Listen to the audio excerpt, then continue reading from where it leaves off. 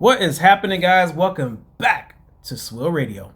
All right, so we've been away for a little while, guys. Been super busy, so much stuff going on, but we got to get right back into these shows, get right back into the gossip, get right back into everything we did where we left off, guys. All right, so for this episode, we'll be doing 90 Day Fiance The Other Way, Season 3, Episode 6.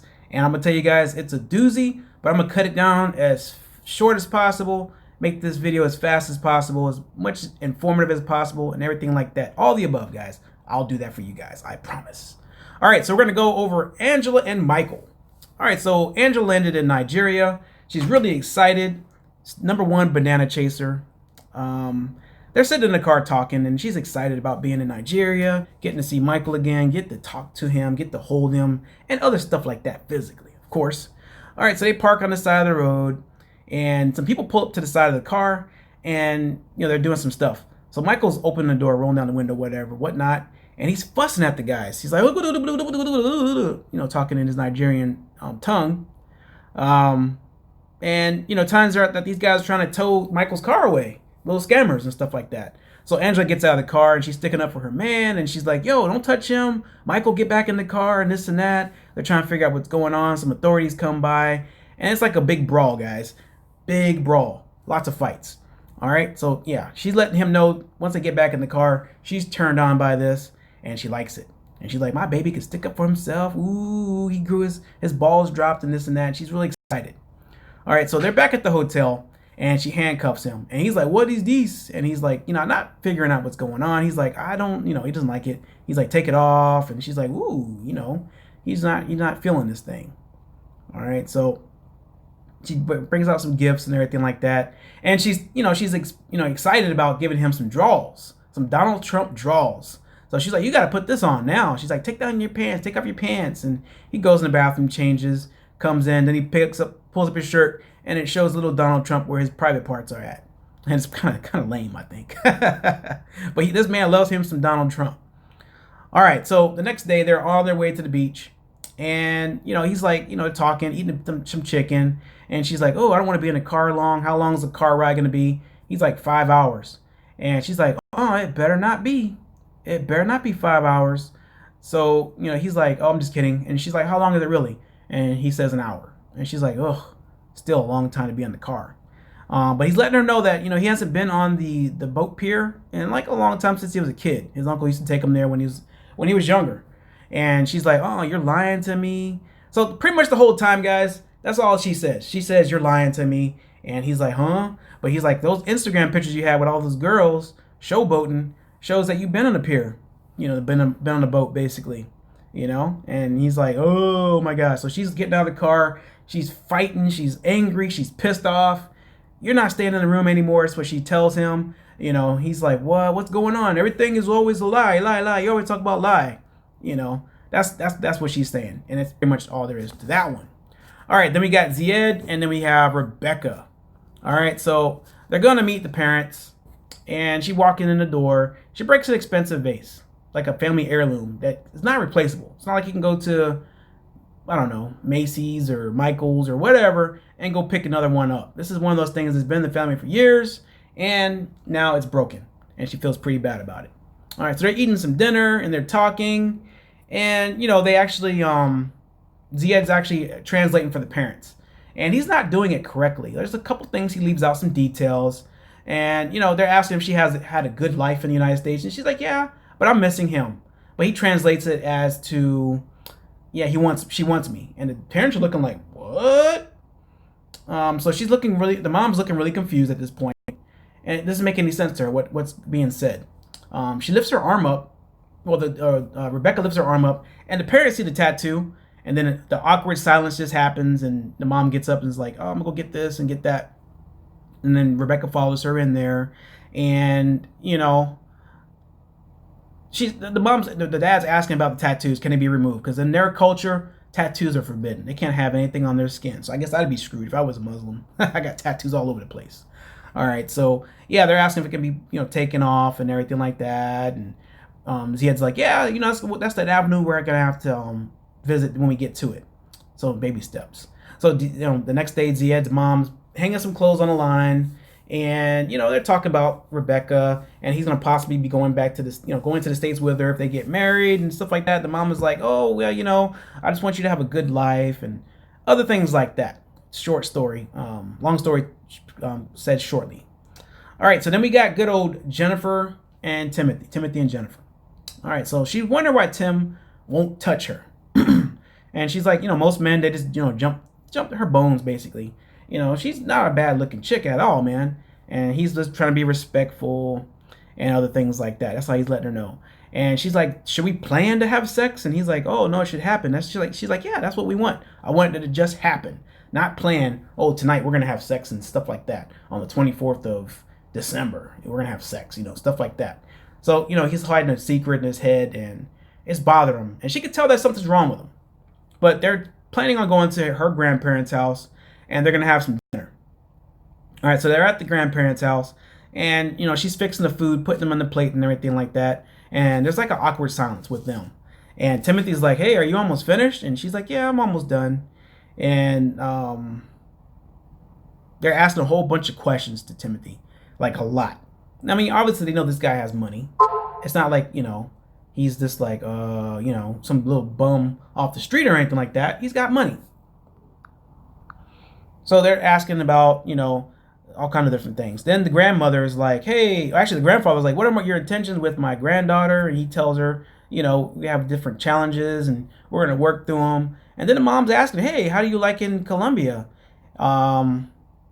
He's like, I love it a lot, then she asks, I don't know. All of a sudden, it's like these people know the right question to ask every single time. She asked him, is this your first time in Colombia? And he's like, no, I've been here before. This is my 5th time. And, at this point, Jennifer's like, what? In her head, she's in her head the whole time. All right. So then he finally breaks it down to Jennifer. They're going out to eat. And he's letting her know that, he has an ex from Bogota, pretty much her town. And she's like, what? I'm her replacement. I'm not going to be anybody's replacement. So if you're looking for a replacement, it's not me. I'm not going to do it. So she pours her drink in his face, and she's really pissed off, and she just walks off. And it's like, what? Are you serious right now? And yeah, it's pretty extensive, guys. All right, so then we got good old Caesar and Maria. Man, this guy, I just want to smack him a couple of times. But I got some juicy dirt on this guy, and I'll go over in another video, guys, about this guy. All right, so he's in Mexico right now, chilling out, just talking to some people, the locals and everything like that, having some drinks in the pool. And, he's, looking forward to the next day. 12 hours, Maria's going to arrive. Then he gets a phone call from his buddy, and it's like these people know exactly what to ask, guys. It's like you couldn't write a better script. Like he's like, yeah, is she coming? That kind of thing. And he asked, what's the last time you talked to her? And Caesar's like, oh, it's been a few days, and she's been avoiding me, and this, that kind of thing. And I should just set up a red flag already. These guys are set up for a bunch of red flags, guys. It's like, he's getting paid to be stupid. Because I don't think anyone's this dumb. Maybe they are, maybe they aren't. But it's like, come on, man, you got to do better than this, man. You got to move better. All right, so he finally he buys flowers and candy and all that good stuff like that, ready to pick her up the next day. She's landing in 2 hours. And then he gets a text message saying that the flight is canceled. And he is like, what? I don't get it. What's going on? Like, he's playing stupid. Like, he's not playing, I don't think. I think he's really stupid. Like, literally. So the production crew is asking, hey, what happened? And he lets them know that the flight's canceled. And, hey, I didn't do it. I don't know who canceled it. Who in the world? So he's calling customer service. And they're like, yeah, your card declined. And he's like, what? And he's trying to, like, make it right. Fix it again and this and that. But we already know Caesar doesn't have any money. He gets, loans from his little friends and everything like that. But he really doesn't have any money. And it's just like one of those things where it's like, come on, man. Just want to smack you a couple times. That's it. Just want to smack him one time, man. Give 5 minutes of smacking this dude upside the face. I'll be happy myself, period. All right, so then we got Darcy and Tom. His ankle is swollen, and they had sex the night before. So I don't know what kind of weird kinky stuff they were doing, but his ankle's swollen. And she's like, you want me to kiss it for you? And he's like, if you love me, you do it. So she puts her fat lips on his nasty butt-smelling ankle, man. His Frito-smelling toes. Just gives a good old kiss. This guy's a wimp, like straight up, man. All right, so they go out shopping, and they're window shopping, and she's like, oh, man, I love these kind of rings. She wants a ring. Banana chaser number 2. She just let him know, hey, I want a ring. I like this one. But you know what? It doesn't matter the kind of ring, as long as the quality is good. I don't care how much it costs. And, then he decides that they're going to go out with their friends or his friends so he can introduce her to them. And one of his friends is his ex named Rochelle. And, he's like, well, she's actually asking him, how do you know these people, these friends? And he's like, oh, I used to date her. And how long have you dated her? He's like, oh, maybe 3 or 4 months. But it's probably been a little longer than that, guys. He's kind of like sugarcoating it just a little bit. And I probably should have been going through the little pictures and everything like that. But I didn't. So yeah, Caesar, and yeah, there we go. Should have done this. But I kind of forgot everything, guys. It's all good. All right, so yeah, Rochelle's asking him, do you really love her? Do you see yourself with her? And she's like, I don't see you with this kind of girl, man. You could do better, basically. Not saying she's bad, but she's nice. But this is not who I see you with. I don't know if it's one of those things where she's jealous, that it should be her or whatever. But yeah, I don't know. So he's like, oh man, he can't tell her that he loves her. All right, so then we got good old Keeney and Benjamin. All right, so of course he is in Nigeria, or not Nigeria, wherever she's from in Africa. He has to stay with her brother the whole time, so he has to watch her or watch him the whole time. So the brother is the key to his success, basically. So you have to make sure you're kissing this guy's tail the whole entire time. Whatever it takes, Benjamin, you got to do this, man, because he's going to make or break you, period. All right, so she came to her brother's house to meet Benjamin and ask how the night went. And he's like, I don't know. I'm trying my best. I don't think it's working out, but I think I'm trying my best. I hope he likes me. All right. So she's letting him know that, hey, we're going to meet my parents. And she lets him know all they go out for shopping, of course. They go, window shopping and some other little shopping around town. So she lets him know all the do's and the don'ts. And she's like, hey, when you meet my brother, you're going to sit on the left-hand side of him. You're going to do everything he does, but be on the left-hand side. If they put something on your plate, you got to eat it, period. There's no ifs and buts about it. You can't wink at me. You can't smile at me. You can't hold my hand. You can't do anything. You just got to be the bitch. That's it. You got to just stand there and just play the role. Basically, all he has to do for like an hour. You just got to do this and that for an hour, and then you can move on back to whatever you're doing. But you got to make sure you're trying to sell yourself to the family. And I don't know why he doesn't see this. It's like, bro, she's telling you everything you have to do the whole entire time. It's already scripted. You just gotta follow the script. Play the role, man. Play the role.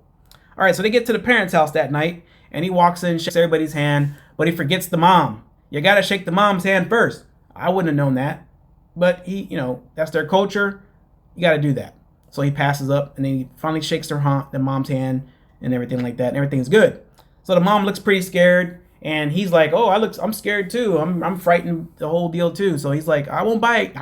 Make the little weird little noises and everything like that. And it's like, bro, you can't do that, man. You just got to play the role. Hands on your lap. Be still, smile, and just be cordial.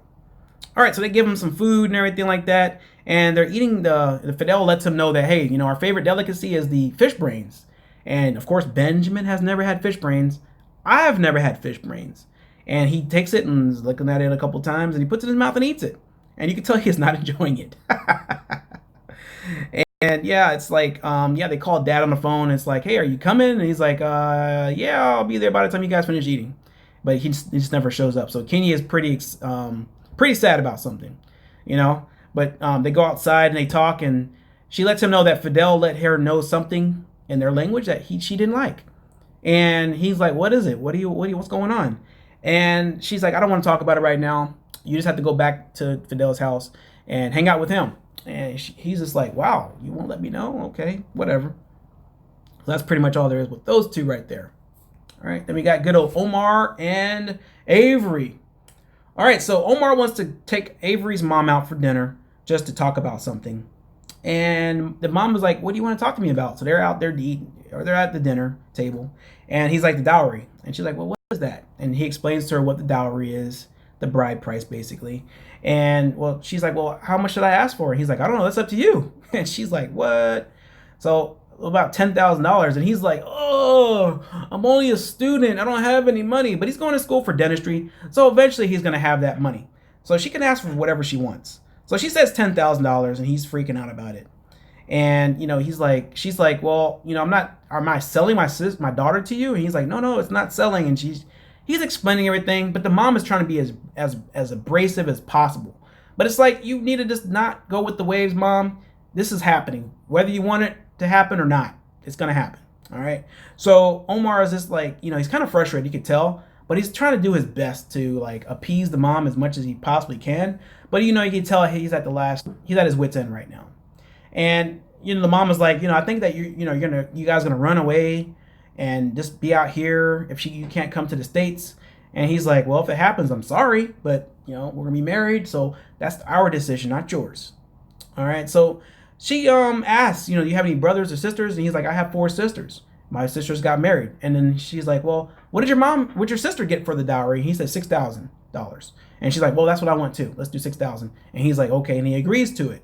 And that's pretty much the whole entire episode right there, guys. But I got a lot of catch up to do. This was a long doozy episode, guys, but I kind of narrowed it down as much as I possibly can. Definitely want to hear from you guys. What do you guys think about this episode? Is it genuine? Who do you think is fake in the episode? I already know there's 2 couples that I don't think they're genuine at all, but I want to hear from you guys and see what you guys think exactly what's going on.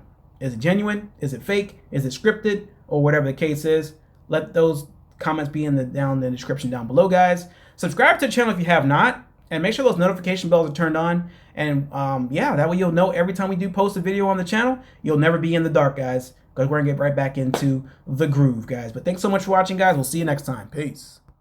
Like and subscribe. Make sure you hit the bell notification, guys. And we'll always keep you guys up to date on the latest trends. Check out our Facebook and our Twitter. The links are in the description below. Thanks for listening. Peace.